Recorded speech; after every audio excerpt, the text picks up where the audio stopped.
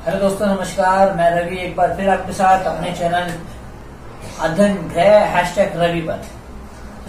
तो फ्रेंड, हम लोग सोच रहे थे, हम लोगों ने इंग्लिश स्पीकिंग कई बार करी भी है, हमने ग्रामर कई बार पढ़ी भी है, लेकिन हम लोग फिर भी अपनी डेली लाइफ के सेंटेंस बोलने में बहुत कतराते हैं और हमें उनकी इंग्लिश बन नहीं पाती कि क्या बननी चाहिए इंग्लिश, उन्हें हम कैसे इंग्लिश में बोले।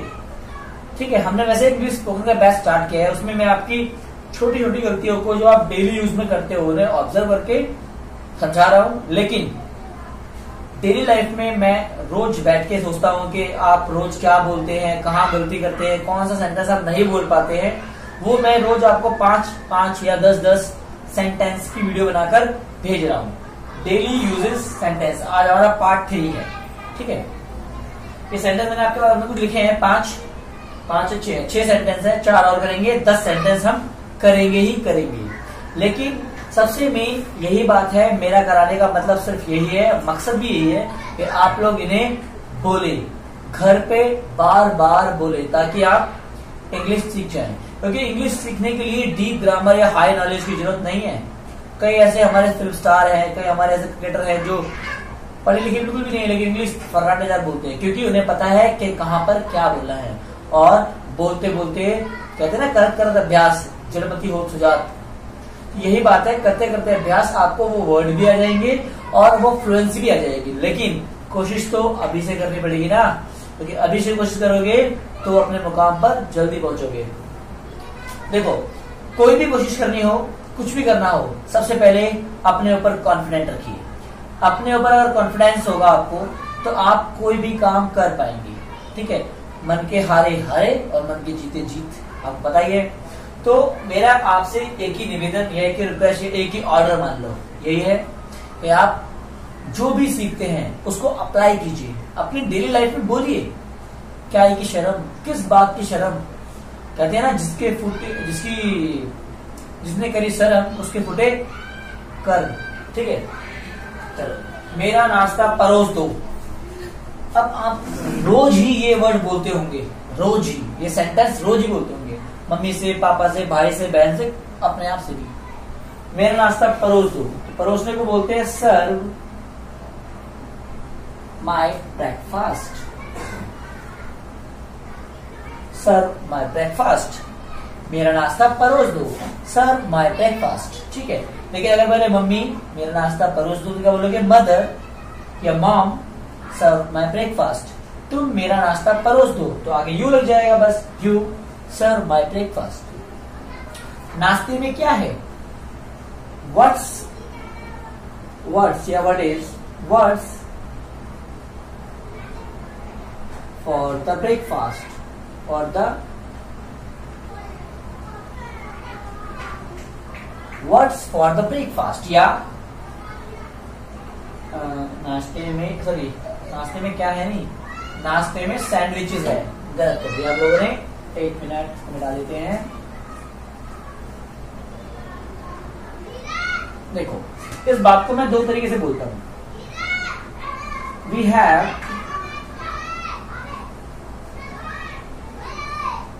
Sandwiches for the breakfast.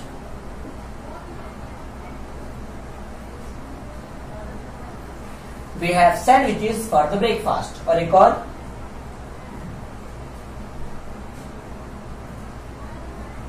there are sandwiches for the breakfast. For the breakfast.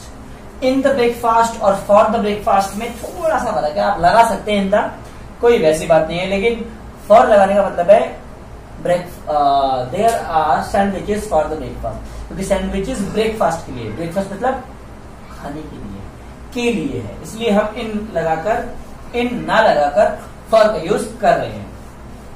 तैयार हो जाओ बोलते हो आप, एज यूजुअल बोलते रहते हो कि तैयार हो जाओ, स्कूल जाना है तैयार हो जाओ, मूवी देखने जाना तैयार हो जाओ, कहीं बाहर घूमने जाना तैयार हो जाओ। तो क्या बोलते हैं? Get ready. गेट रेडी, ठीक है, गेट रेडी। सब कुछ तैयार कर लो, सब कुछ तैयार कर लो। Get everything ready, get everything ready.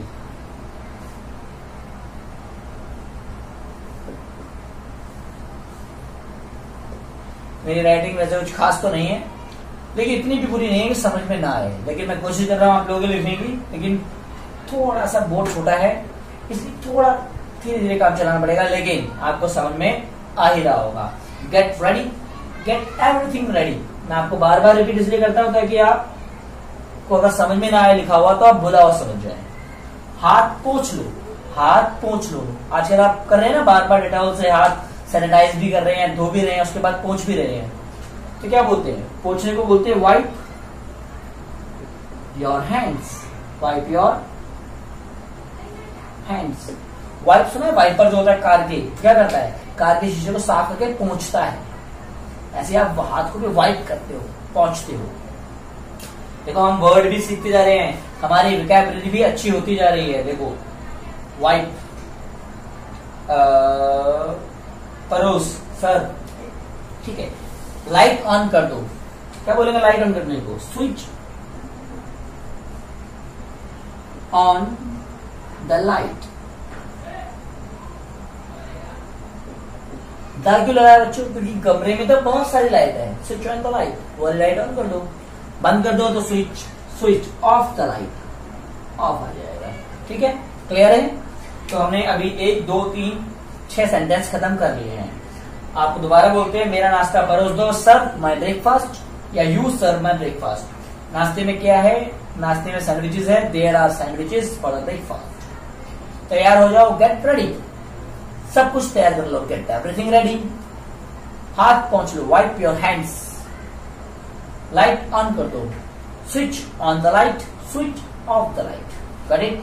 चलिए आगे बढ़ते हैं और ही कुछ उम्दा और बढ़िया और आज आपके लिए बहुत ही इंपॉर्टेंट और रोज यूज करने वाले सेंटेंसेस। ठीक है, चलिए हमारा सेंटेंस नंबर 7 है हमारा। चाय उबाल कर छान लो या छान ले। चाय उबाल कर छान लो। देखो चाय उबाल कर छान लो मतलब उबाल भी लो और छान भी लो। तो क्या बोलते हैं उबालने को? Boil the tea, boil the tea and the. छान लो और उबाल लो, दो चीजें ना। बॉयल द टी एंड छानने को बोलते हैं। देखो चाय छलनी जो होती है ना, इसे बोलते हैं टी स्ट्रेनर। क्या बोलते हैं? Tea strainer. तो क्या बोलेंगे? Strain it, strain it, strain. देखो boil the tea and strain the tea. अब boil the tea, strain the tea, उबालो और उसी को छान लो। तो द टी और द टी दो बार आ गया ना, तो इसकी जगह सेकंड वाले की जगह प्रोनाउन का यूज कर सकते हैं जो कि इट है। Boil the tea and strain it, boil the tea and strain it. Got it? अच्छा एक और, चाय छलनी और आटे की छलनी होती है ना। आटे की छलनी देखी होगी आपने, जिसमें आपको पता ही है करवा चौथ पे बहुत सारे चांद दिखाई देते हैं। ऐसे बनाया था मैं आपके लिए, मुझे बनानी नहीं आ रही, सॉरी, आप समझ जाइए। तो उसे बोलते हैं सीव, SEIVE, सीव। अगर हम बोले आटा छान लो, सीव द फ्लोर। चलिए इसको बिठाते हैं। Boil the tea and strain it, boil the tea and strain it. Got it? और करते हैं, रोटी को दोनों तरफ से ठीक से सेक लें। रोटी को दोनों तरफ से ठीक से सेको या सेक लो। बात एक ही है, सेको या सेक लो। देखो सेकने को क्या बोलते हैं बच्चों? देखो कुछ लोग बोलते हैं रोस्ट करना। रोस्ट करना मतलब होता है जैसे कि कुछ स्पेशल चीजों को, जैसे कि कबाब को रोस्ट करना, या पनीर कबाब को, चिकन टिक्का को, या पनीर को रोस्ट करना। तो रोस्ट उन चीजों के लिए होता है। फ्राई मतलब जो डीप पानी में चला जाता, ऑयल के अंदर चला जाता है। लेकिन सेकना, रोटी को सेकना मतलब बेक बोलते हैं। क्या बोलते हैं? सेके, रोटी को सेकना, ब्रेड को सेकना, बेक। तो क्या बोलेंगे? Bake the bread. रोटी को हम ब्रेड बोल सकते हैं, या आप लोग क्या बोलते हो? चपाती, चपाती बोल सकते हो। Bake the bread, bake the bread on the both side, on the both side properly.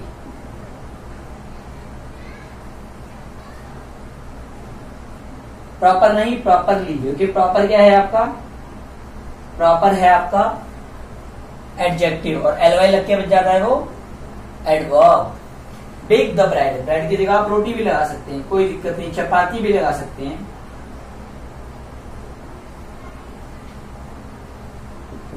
ठीक है, bake the bread, roti on the both side properly.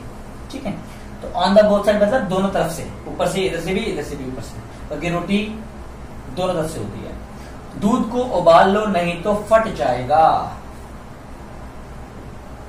दूध को उबाल लो नहीं तो फट जाएगा। फट जाएगा मतलब खराब हो जाएगा। यू नो कि दूध खराब हो जाता है, वो दही जैसा बन जाता है। कर्डल, दही को बोलते हैं कर्ड, और दही जैसा कर्डल, फट जाना दूध का।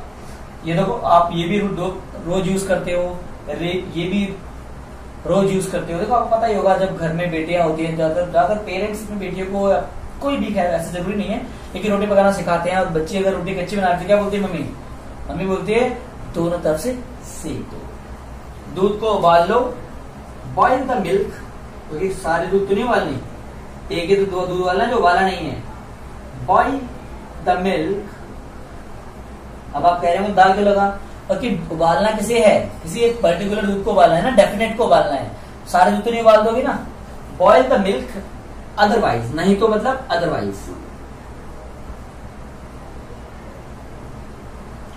फट जाएगा, future, it will be, it मतलब milk, the milk will be, otherwise the milk. दो बार द मिल्क नहीं लगाएंगे।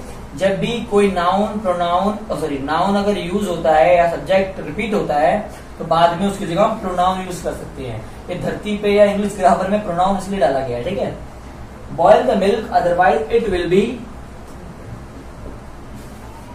सॉरी इट विल बी नहीं आएगा, बी क्यों आएगा? बी तो बी के बाद आएंगे आता है। It will curdle, it will curdle, CURDL। दूध का फटना मतलब कर्डल। देखो, एक तो नया वर्ड आ गया। तो हमारे 9 सेंटेंस हो गए। Boil the milk otherwise it will curdle. ठीक है, चलिए आगे बढ़ते हैं। एक और सेंटेंस, 10th, तो क्या आज का हमारा लास्ट होगा। इसमें मैं आपको कोई होमवर्क नहीं देता। होमवर्क यही है कि इसको बार बार पढ़िए, कम से कम 2-2 बार पढ़िए।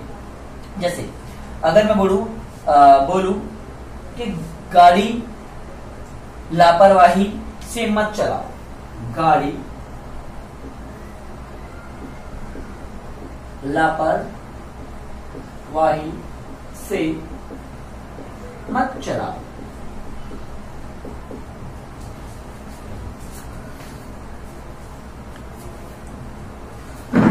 तो देखो, हमने आपको बोला था जब भी हमको बोले कुछ काम मत करो, ये मत करो, वो मत करो, तो आपको पता है मत मतलब नहीं, नेगेटिव। ये मत करो, खाना मत खाओ, पढ़ो मत, नहीं पढ़ो, गलत बात। अब सीधे जरूर आते हैं, पढ़ो।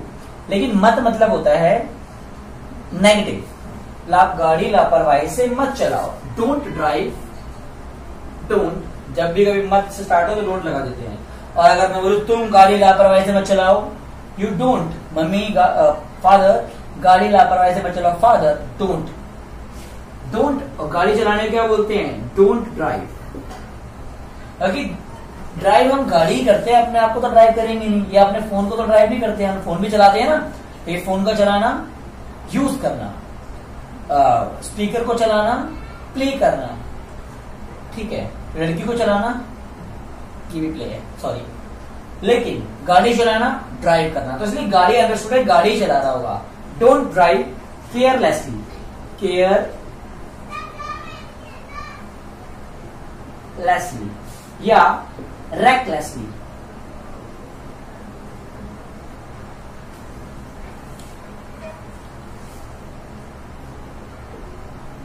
रेकलेस, ठीक है।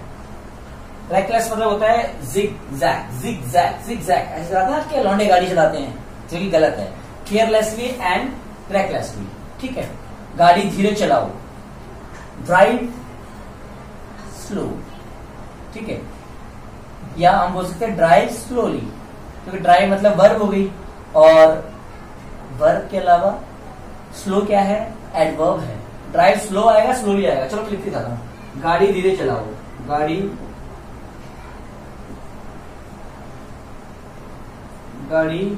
धीरे चलाओ। देखो गाड़ी चलाने को क्या बोलते हैं, ड्राइव। स्लो, आपको पता है ये भी वर्ब है, ये भी वर्ब है, लेकिन दो वर्ब एक साथ नहीं आती, तो ये वर्ब है, एडवर्ब बना दो। ड्राइव स्लोली, और तेज चलाओ तो ड्राइव फास्टली नहीं होगा, फास्टली कोई वर्ड नहीं होता, ड्राइव फास्ट, ठीक है। तो आई होप हम लोगों ने कितने सेंटेंस किए आज, 11, इसको मिला के 11 ही कर दिया हम लोगों ने, 11 सेंटेंस। शगुन भी हो गया आप लोगों के लिए। तो मेरा कहने का मतलब यही है कि आप इन्हें पढ़िए और इन्हें यूज करिए अगर आपको इंग्लिश बोलनी है तो। स्पोकन इंग्लिश बहुत आसान है, लेकिन करने की इच्छा होनी चाहिए। कहते हैं ना, नथिंग इज इम्पॉसिबल, इम्पॉसिबल में भी आई एम पॉसिबल छुपा होता है, यू नो। ठीक है, तो मिलते हैं अगली वीडियो में। Thank you.